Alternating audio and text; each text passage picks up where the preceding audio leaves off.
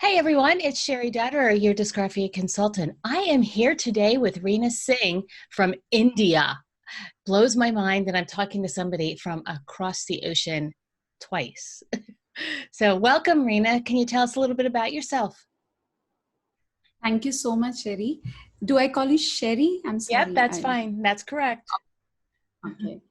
Sherry, I am an occupational therapist, as you know, and I work mainly with children who are neurodiverse, who are differently abled. You know, the learning styles are very different.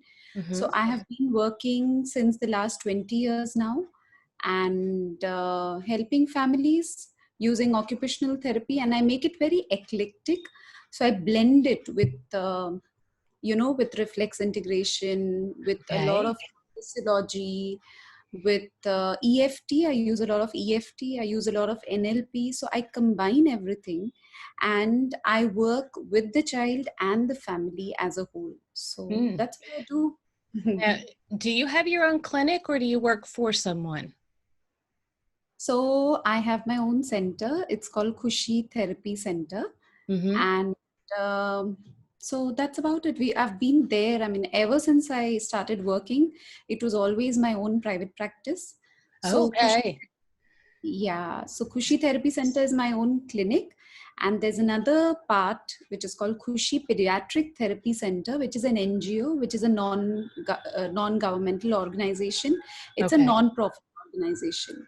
So where we help kids who are not from very well-to-do financial backgrounds. So we help there also. So it's both the things run together. Kids come to our center, as well as we work with schools, because the kids who cannot cope in a school setup, Mhm. then modifying the situation, or helping the teachers, helping the educators, teaching the resource staff. That's also what we do with the families. I keep forgetting I can't do that. Okay. You serve, you talk about the primitive reflexes and the NLP, and you said one other thing, EFT. Yes. Could Yes. you explain what EFT is? Okay, so actually, it was a beautiful journey when I went to.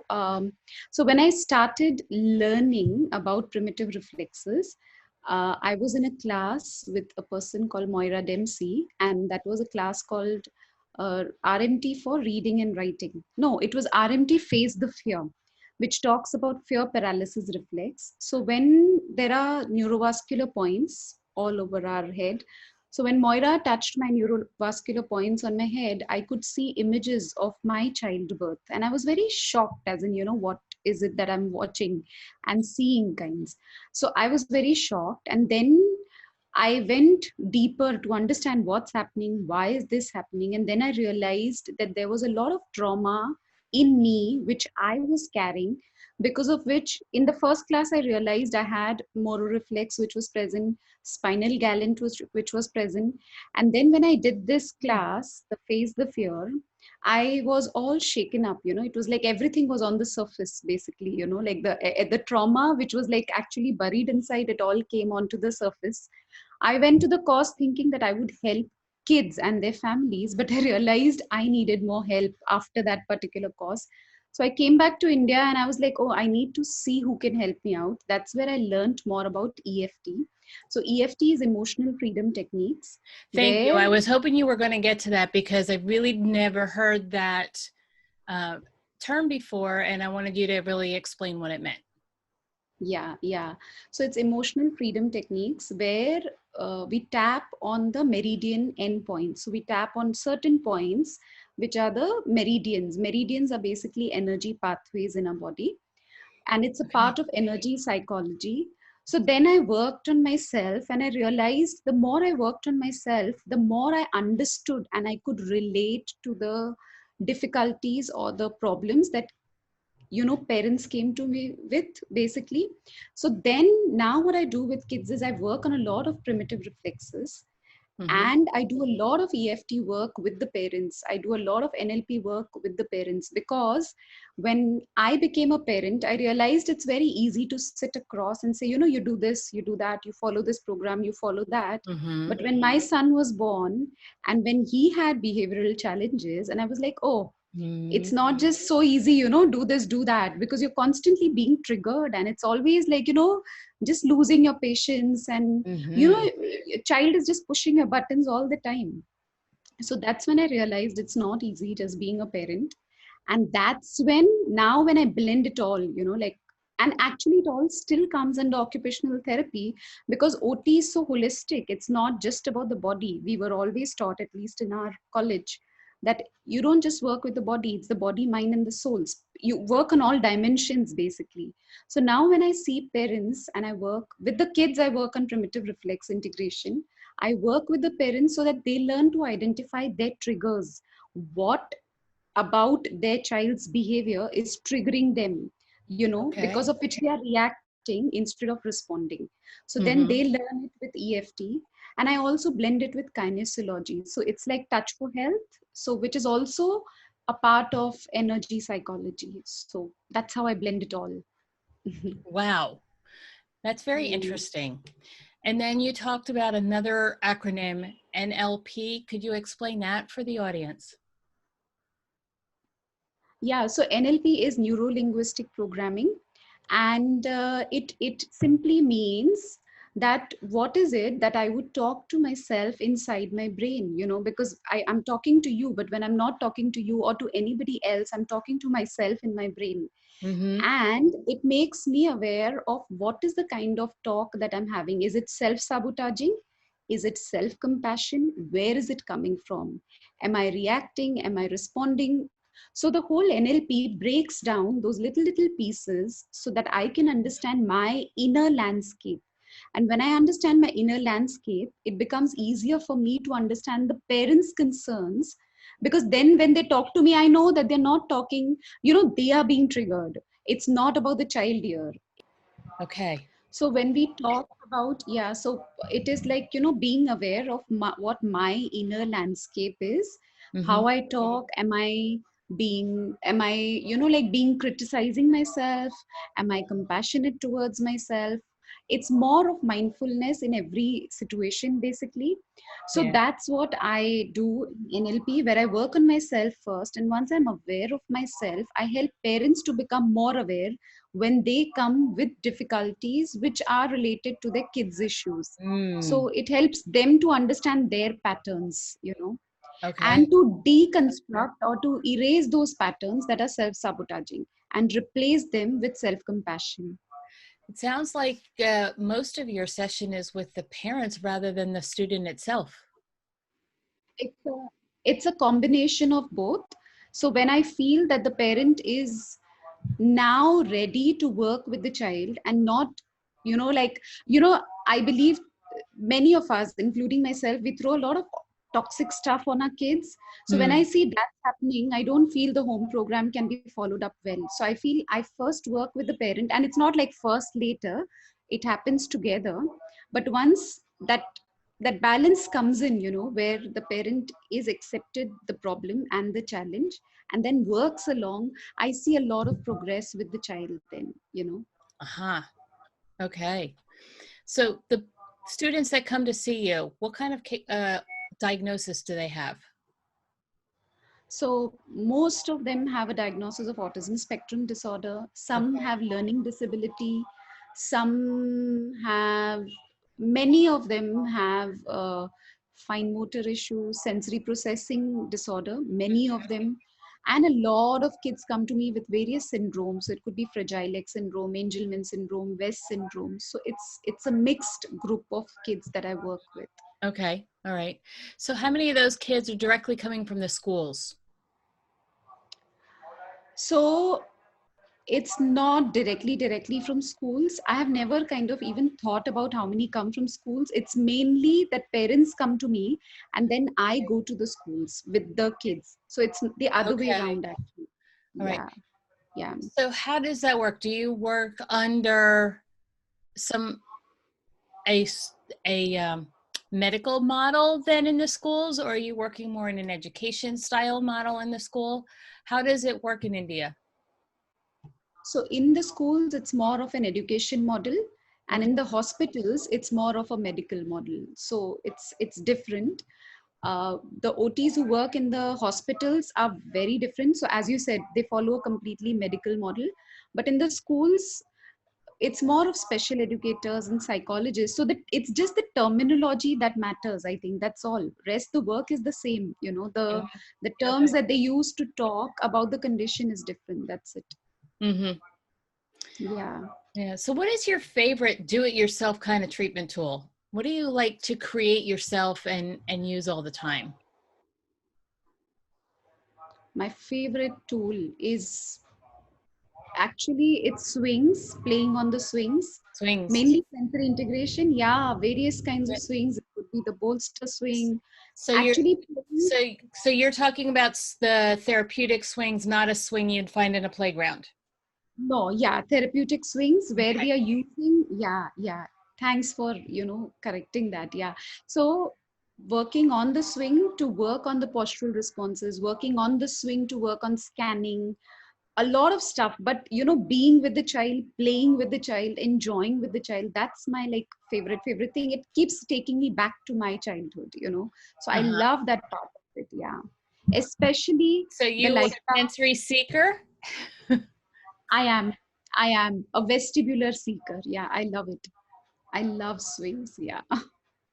Do you also like roller coasters? Not so much. I don't. No. I So don't. you're more like that you like to go around rather than the up and down. Isn't it Yes, funny yes. how our semicircular canals grasp onto one of those that they prefer rather than the other? I've got some people that like one Yeah, and some people that like the other. yeah, yeah. Yeah. So how much of your day is handwriting? Handwriting. So I have never directly worked on handwriting as such.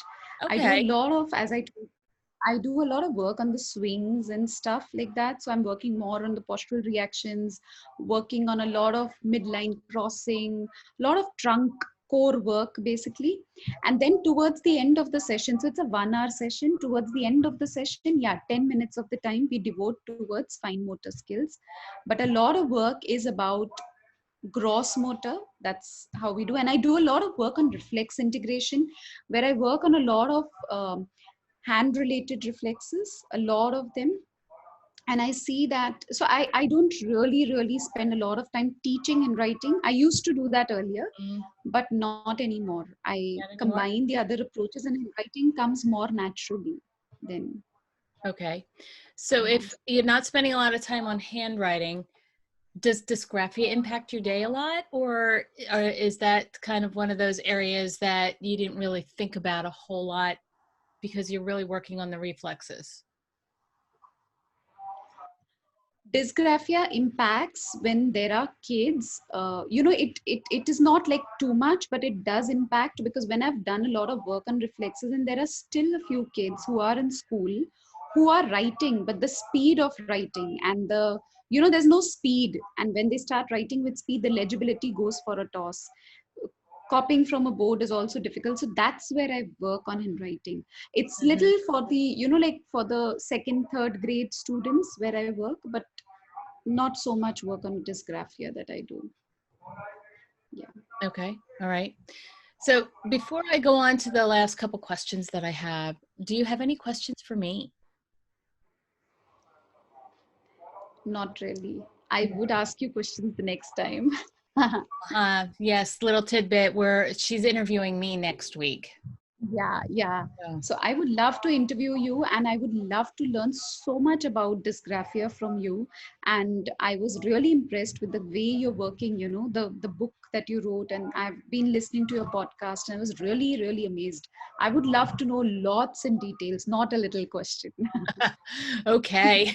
So I'm going to be well loaded when I am getting to return the favor. So looking forward to it.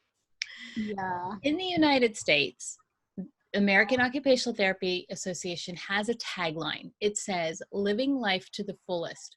What does living life to the fullest mean to Reena Singh? Living life to the fullest means where life is really fulfilling. I am doing what I want to do, right from my heart, from my soul, and I'm touching the soul of the other person. That's what it means. So Oh, I that's help the beautiful. person, yeah, I help the other person to reach, to shine his or her light while I shine my light. And at the end of the day, when I sleep with my head on the pillow, I feel fulfilled that I did help a few people do that. So that's Hmm. what it means to me. And I'm so blessed to be in this profession, doing it every day. Yeah. Now, you told Mhm. me the answer to this question before we started recording, but for the record, does India have a tagline that they use like that? Not really. We have it, it keeps changing every year, but not really. The one that comes to my mind is towards functional independence, and the other that comes to my mind is using purposeful activities to achieve functional independence. That's what keeps coming to me. Okay. And so that's what it is. Yeah. All right. So another question I like to ask is about podcasts and books. Do you have any podcasts or books that you recommend to the folks that are out there listening to these interviews? So I'm not aware of a lot of podcasts, because I have just recently started listening to them. Okay. Books, I mean, I am going to be releasing my book. I would love people to read my book. It will be out on 9th August. And the book is, Wow, congratulations. Writing thank you. writing a book is like birthing a child, except it takes a lot Actually, it's longer. your brain cell. Yeah. So It's what is like your your book topic? book is about embracing neurodiversity. It's like accepting and embracing children and adults who are different, but just accepting them the way they are. So this book is about the distillation of whatever that I've learned in the last 20 years. So Hmm. that's what it is about. Yeah. So it's a book written for adults about It, children. It is not a children's it's book. no, it's not a children's book. It's a book which could be for parents who have kids who are neurodiverse, and it could be also for special educators, for professionals who are in the field, Okay. new upcoming people who wish to learn more about the children and the adults who are I'm different. looking forward to reading it. We'll have Same. to yeah, I have to get a copy here. I don't know if it'll be available here in the States, but it'd be great if it It will was. be available. It will be available on Kindle. It will be there for sure. Okay. Yeah. All right. Amazon. I Wonderful. would be releasing it on Amazon, so it would be there. Yeah. Ah, so you are also going to have an Audible version? Which version? An audiobook. Audible version. I would be doing that, but slowly and gradually, maybe after 2 months. Hmm. I wish to record it myself, so I'll make it into a podcast and make it like, yeah, an Audible book. Yes, I would be doing that. Hmm. Yeah. I have chosen not to do an audio version of the book because there's so much technical in there that you just need to be able to see and visualize that it was really hard for me to go that route. So I just couldn't do it this time. I'm hoping to be able to do that with an additional book or two that I'm doing. So we'll see how that goes. All Okay. right. Do you have any freebies that you have to offer anybody who might be listening?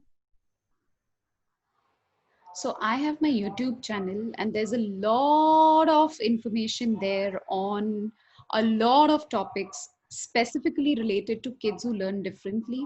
So that's like all there. There are a lot of videos, there are a lot of interviews. I've interviewed a lot of doctors, educators, speech therapists, lots of people, dietitians, everything. So there's everything related to kids, and how Wonderful. to raise kids who are different. Yeah. So Well, it's I'm it's looking there. forward to digging into some of those. I did take time and look at a couple, but I'd love to have some time to dig in and look at some more. So over time, I will let you know how I do. So, so is there anything else before we go that you have No. that you wanted to say? Tell us where to find you. What's your website and your YouTube channel, etc. So people can search Reena Singh, occupational therapist, on YouTube, and they can find me.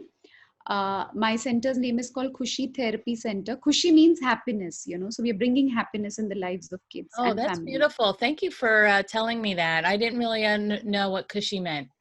So Yeah. thank you. So my website is called Khushi, Khushi, khushi.net.in.